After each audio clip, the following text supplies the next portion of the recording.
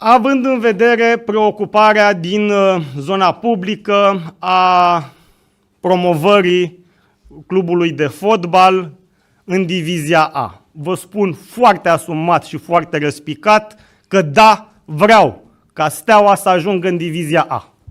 Și m-am uitat care sunt piedicile. Dumneavoastră știți care sunt piedicile existente astăzi. Una dintre ele este legea sporturilor, care nu permite ca cluburile sportive de drept public, așa cum este Clubul Sportiv al Armatei, să intre în divizia A, având în vedere forma actuală a legii. Există o altă variantă de modificare doar a legii Ministerului Apărării Naționale, astfel încât să dea posibilitatea Ministerului să înființeze o societate comercială,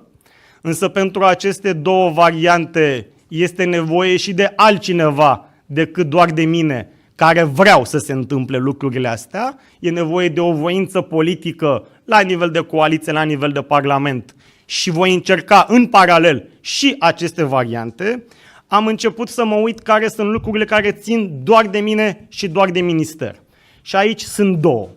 O asociere în participațiune fără scop patrimonial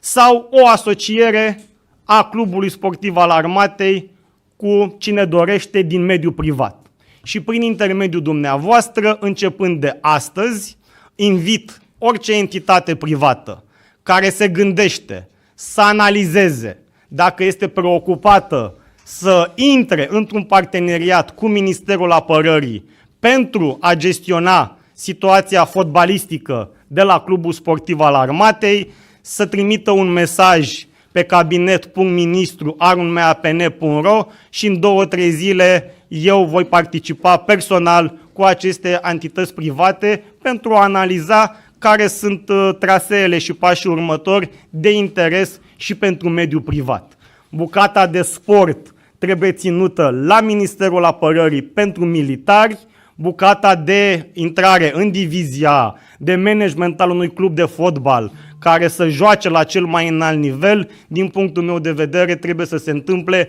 printr-un parteneriat între ce are minister cu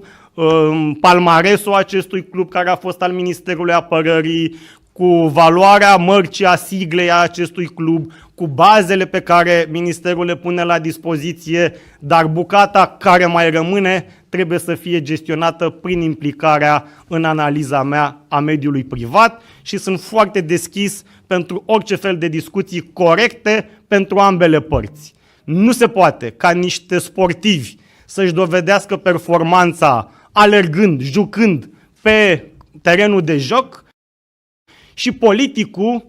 din diverse motive, după ce de 2 ori clubul ar fi putut să se califice direct în divizia A, clubului s-a pus o barieră de o asemenea natură politică prin care ai alergat, ai fost primul, dar te trimitem înapoi să o iei anul viitor de la coadă fără să ai nicio perspectivă.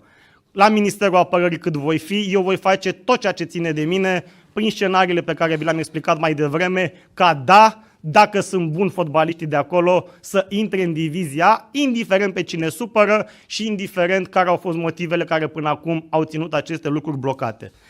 În ultimă instanță, înainte să preiau